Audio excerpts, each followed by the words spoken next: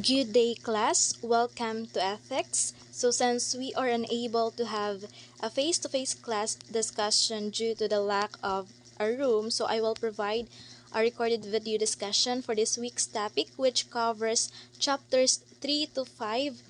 And in our last meeting, we completed our discussion on chapter 1, which is all about the human acts, and the chapter 2, which focuses on the ends of human acts. So, we'll have a short recapitulation first about what is human acts and acts of man. So, when we say human acts, class, human acts are those actions that are done intentionally with full knowledge and free will. So, human acts are the acts that you are responsible to and you have the choice to do so or not, and you are worthy of praise or blame or of punishment or reward. So, human acts means you are aware of what you are doing, and human acts are what makes you who you are. And well, when we say acts of man, class, acts of man refers to actions that are not consciously controlled or willed by an individual. So these actions occur involuntarily. So next, so for our topic, this week is all about the chapter 3, which focuses on the norms of human acts. Chapter 4 is all about the morality of human acts, and chapter 5 is all about the properties and consequences of human acts. So let me present to you our learning objectives.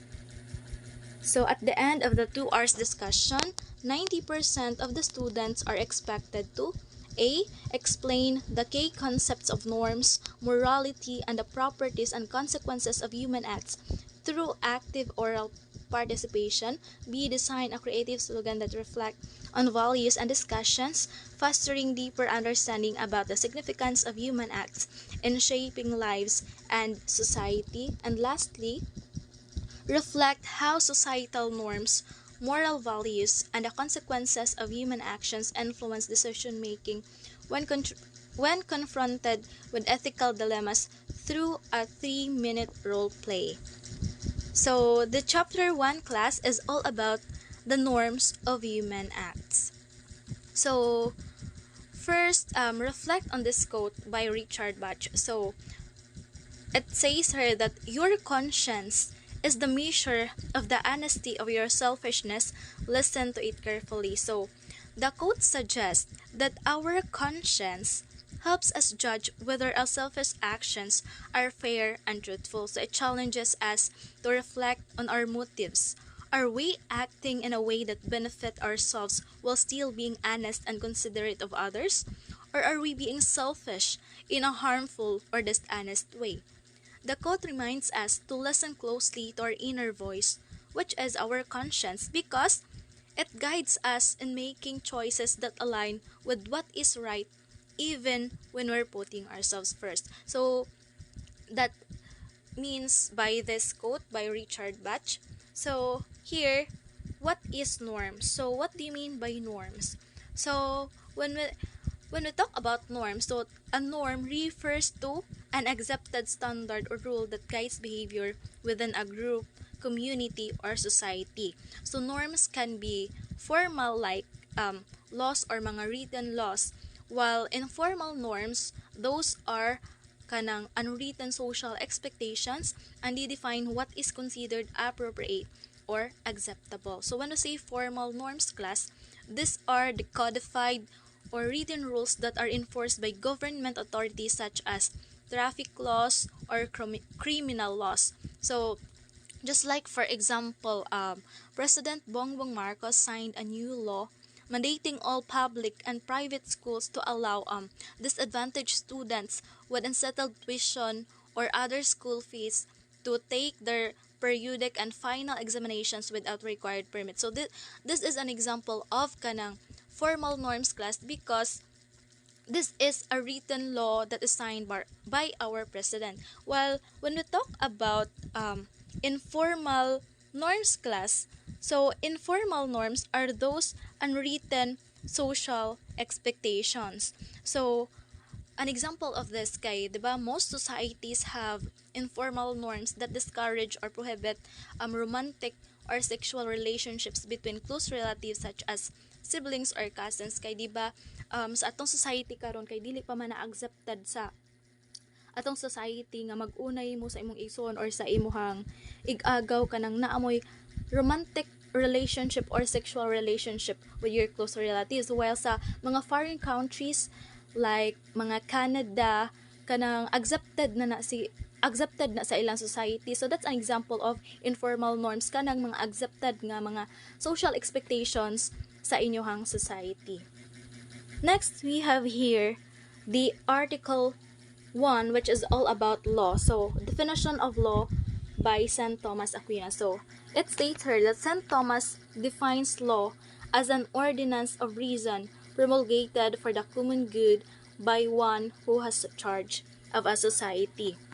So, St. Thomas Aquinas' definition of law St. Thomas Aquinas' definition of law means that laws are rules created through reason to guide people toward what is good and just. So they are made for the benefit of everyone in the society or for the common good, and they must be established by someone with proper authority like a leader or a government. So next, we have here the different definition of law. So first, we have here a law is an ordinance.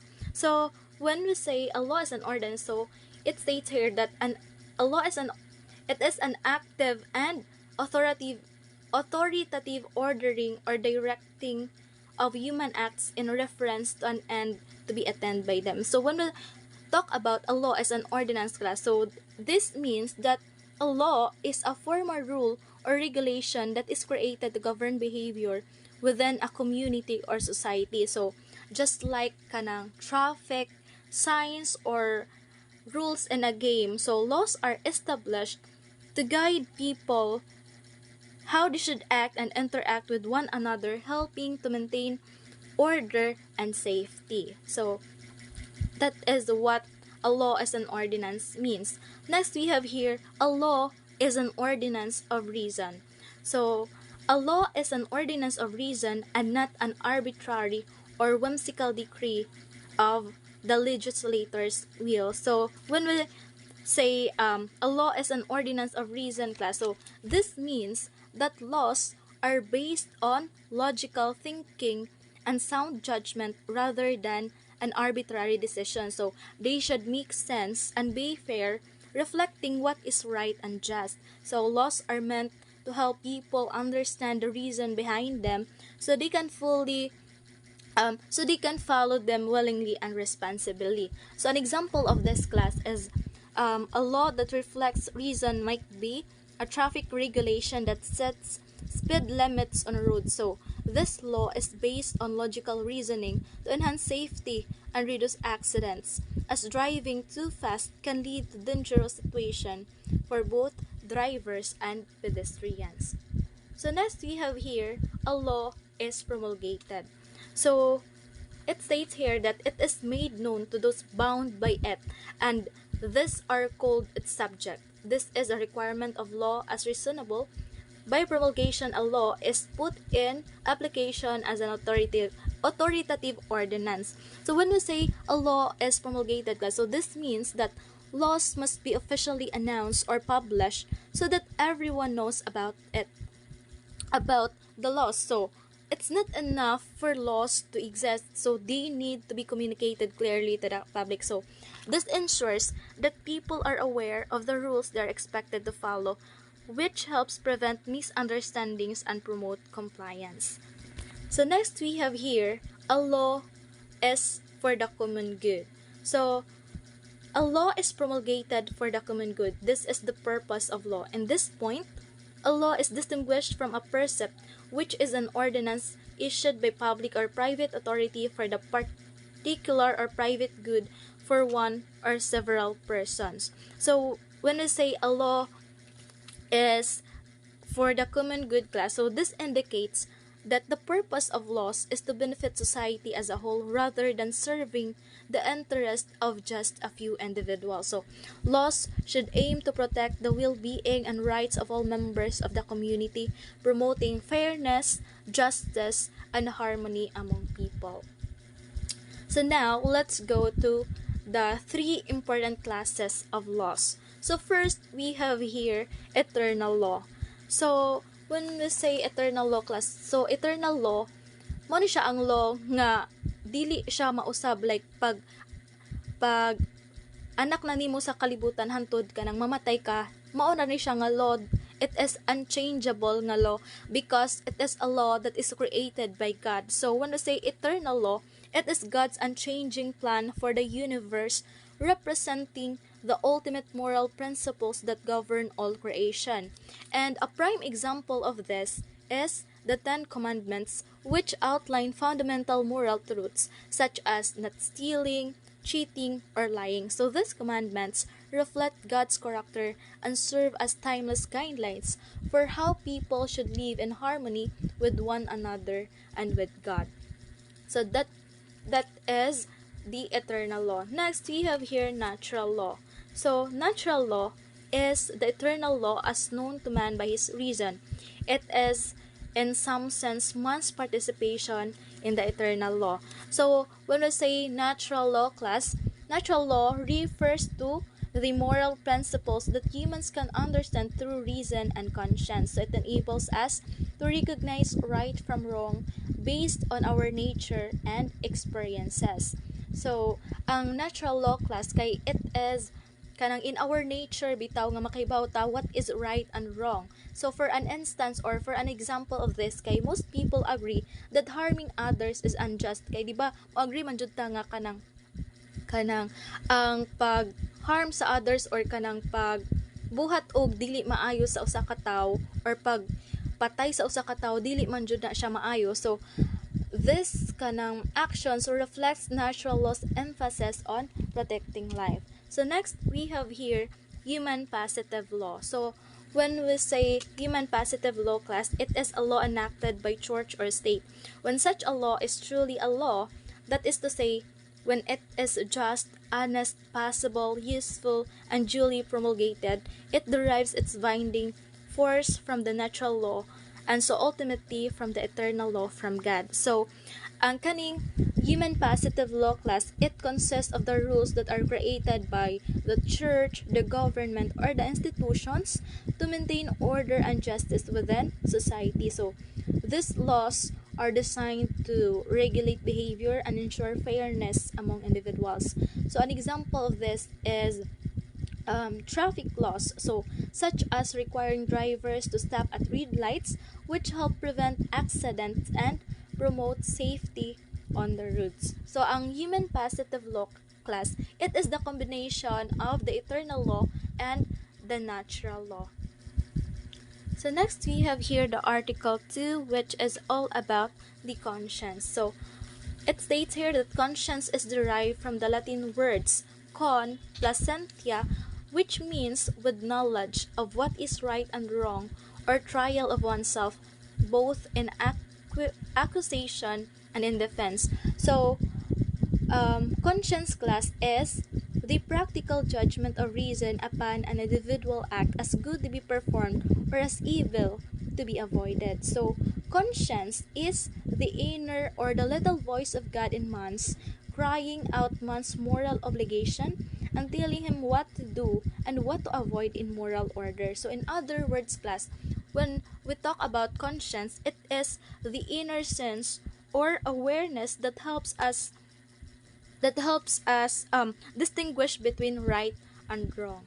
So kana bitaw natay padung buhaton nga dili maayo, then there is a little voice nga magsulti nato nga dili na siya angay nato nga buhaton. So that's our conscience, kanang magtudlo nato kung unsay angay nga nato nga buhaton. Next we have here the nature of conscience. So we have here the four nature of conscience. First is the knowledge of right and wrong. So why do you think knowledge of right and wrong is one of the nature of conscience? So Conscience provides individuals with an understanding of moral distinctions, helping us recognize what is considered right and wrong in various situations. So next we have here values and principles. So conscience class is shaped by our personal values and ethical principles which guide individuals in making decisions that align with our beliefs about what is important. So next we have here ability to choose freely. So one of the nature of the conscience is the ability to choose freely because our conscience empowers us to make choices based on our moral beliefs. Then the last nature of conscience is the urge to do what is good. So our conscience creates a natural desire within us to do what is good and avoid wrongdoing. So that's the four nature of conscience. Next, we have here the chapter 4, which is all about the morality of human acts. But first, we have here what is morality. So when we talk about morality class, morality is that quality of human acts which leads us to call some of them good and some evil. So morality is essentially our understanding of what is right and wrong, guiding how we behave and treat others. So next, we have here the norm of morality. So human acts which are in harmony with the eternal plan are good. Those not in harmony with it are evil.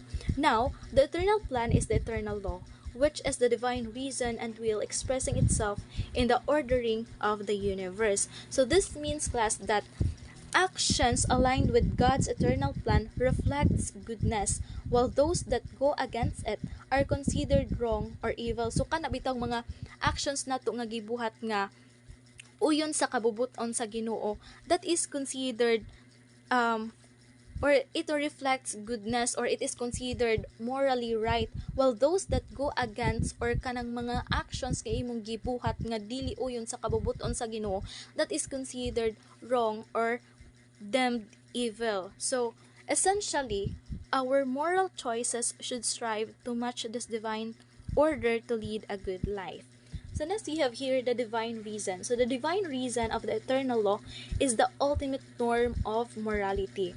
But that which serves man immediately in action, that which is available to his proximate use, is human reason pronouncing upon the good or evil of individual human acts. In other words, conscience is the proximate norm of morality. So this means, class, that the divine reason represents God's ultimate guidance of what is right and wrong, serving as the highest standard for our moral behavior. So while we look to this eternal law for direction, so we also rely on our personal understanding of morality through reason and conscience in our daily decisions. So next we have here the article 2, which is all about the determinants of morality. So when we say determinants class, so this means that determinants refers to the factors that influence or determine outcomes or decisions. So we have here the statement about a human act. So a human act to be morally good must be found in agreement with the norm of morality on 3 points. It must be good in itself or objectively, in its end and in its circumstances. So a human act is evil if it fails to conform with the norm of morality in any one of the points. So this means, class, that for a human act to be considered morally good, it must align with the norm of morality in 3 key areas. So it should be good in itself, have a good purpose, and take place in right circumstances. If an action falls short in any of these areas, so it is deemed morally evil. So next, we have here the arbitrary decision of God's will cannot account for the universal acceptance of some acts as good in themselves and of other acts as intrinsically evil. God is infinitely perfect.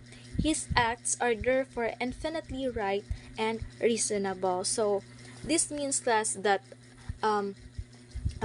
God's choices about what is good and bad came from His perfect nature, which means they make sense to us all. So that is why we can all agree that some actions like being kind are truly good, while others like stealing feel wrong deep down inside. So God's choices about what is good or bad, class, came from His perfect nature. Kay God itself is a perfect man. So tanan nga gibuhat sa Ginoo nga diri sa kalibutan is perfect because God is perfect. Next, we have here the chapter 5, which is all about the properties and the consequences of human acts. So what do you mean by properties, class? So when we talk about properties, so properties is a thing or things belonging to someone, and it can also signify either ownership of assets. While when we say consequences, consequences, class, is a result or effect of an action or condition. So next we have here the imputability of human acts. A human act is, by definition, both knowing and free. It proceeds entirely from a knowing and free agent, from a rational being. Thus, it belongs to the agent, it is his act. This is what is meant by saying that a human act is imputable to its agent, or that a human act has the property of imputability. So, the imputability of human acts. So, this talks about the definition of the human act in itself. So when we talk about a human act, so a human act is an action done with full knowledge and free will, meaning the person understands what they are doing and freely chooses to do it. And because of this, class, the act is considered their own, and they are fully accountable and responsible for their actions. So a human act, class, is an action that is done intentionally, as what I've mentioned last meeting's discussion about the human act versus acts of man. So human acts are those actions that is done intentionally with full knowledge and full wisdom, and also with a free will about what choices we are going to choose. And about the human acts means that we are responsible and accountable of our actions and our choices. So next we have here the merit and demerit of human acts. So it states here that merit is that by which an action deserves recompense. Demerit is that by which it deserves punishment.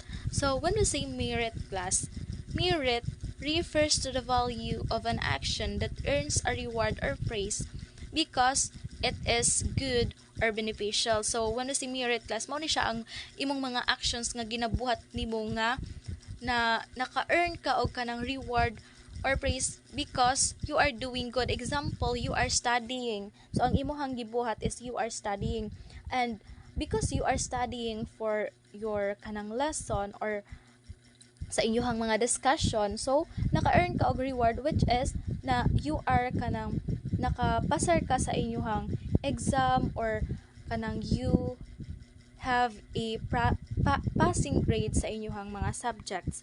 So you are doing an action that earns a reward or praise because it is good or beneficial. Well, when we say demerit, class, demerit is the negative value of an action that leads to punishment or blame because it is wrong or harmful. So demerit, class, is the opposite of demerit. So you are doing an action that leads to punishment or kanang blame. Like for example, if di ba kanang mga wat ka nya, nasakpan ka sa kanang tag-iya sa tindahan, so kanang mapriso ka, so kay gabuhat man ka og action nga negative, so it leads you to have kanang nga mapunishan ka, which is prisohon ka. So that's an example of merit and demerit. Next, we have here the article 2, which is all about the consequences of human acts. So first, we have here virtues.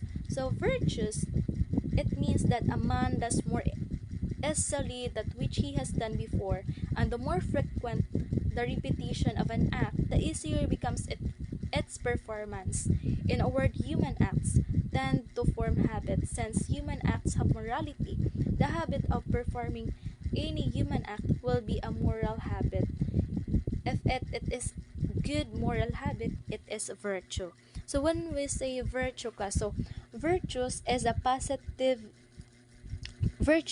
positive qualities or habits that leads a person to act in good and moral ways such as honesty, kindness, and courage. So for example, if kanang kanunay na nimong ginabuhat class nga kanang muhatag ka sa imong classmate o kanang papel nga kanang classmate nimo nga walay papel, so if na practice na nimo, so imo jud nang buhaton kanang everyday, or ang virtue is mo na siya act nga imong ginabuhat kanang og balik-balik. Then when someone consistently practices virtues class, they build a strong character and contribute positively to themselves and others. So it enables us to lead a fulfilling lives aligned with our values. So when we are doing an action that is positive or kanang mga positive habits class, then it enables us to lead a fulfilling or a good life that is aligned with our beliefs or our values. Next, we have here vices. The second consequences of human acts is the vices. So a vice is morally evil operative habit. A single evil human act is a sin. Vice is the habit of sin. We distinguish different vices, and in as much as different habits of sins stand opposed to virtues. So, for vice is a habitual lack of virtue, and it stands opposed to virtue either by defect or by excess. So, when we say vices class, vices is the opposite of the virtue. So, vices class means that it is the negative qualities or habits that lead a person to act in harmful or immoral ways, like for example, greed, dishonesty, or anger. So when someone repeatedly engages in vices, so they can damage their character and negatively affect their relationships and well-being. Kay if magbuhat ka og dili maayo, so it leads to a bad result pod kung unsa imong gibuhat maopoy imong if you are doing a negative action, then maka gain pod ka og kanang mga punishment sa imong ginabuhat. So that's the end of our discussion class.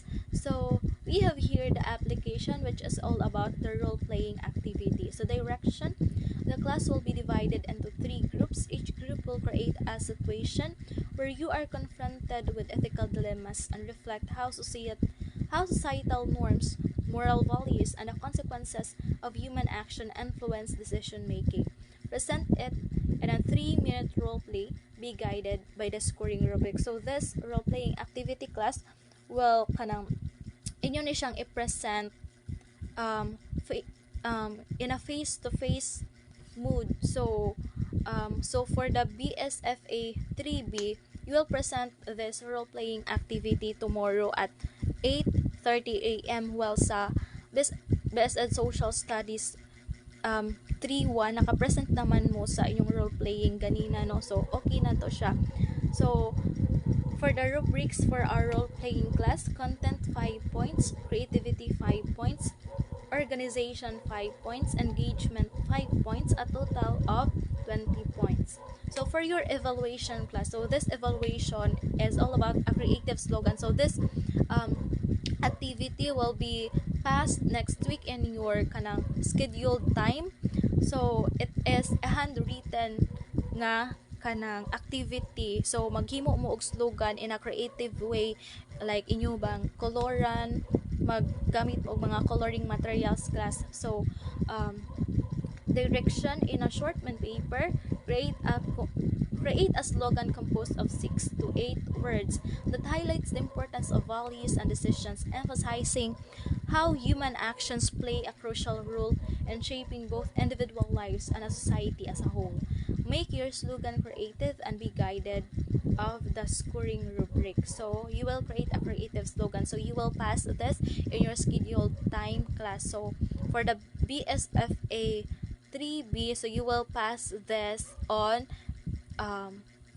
next week, Tuesday, in your time 2:30 to 4:30, while for the Best Ed Social Studies 3-1, you will pass this creative slogan in our scheduled time every Wednesday, next Wednesday at 2:30 p.m. So this be guided by the rubrics or the scoring rubrics class. So for your assignment, please study in advance about the topics rights and duties and the man's duty towards God. So for our oral participation in the next meeting, so kindly study about these topics class for our oral participation during our class discussion. So that's the end. So let's call it a day, and thank you for watching and thank you for listening to this kanang class discussion, and I hope to see you next meeting. Unta makakita na ta og room para mag-discuss ta face-to-face ka. So, that's the end of our discussion, and let's call it a day. Goodbye, and thank you for watching, and God bless everyone.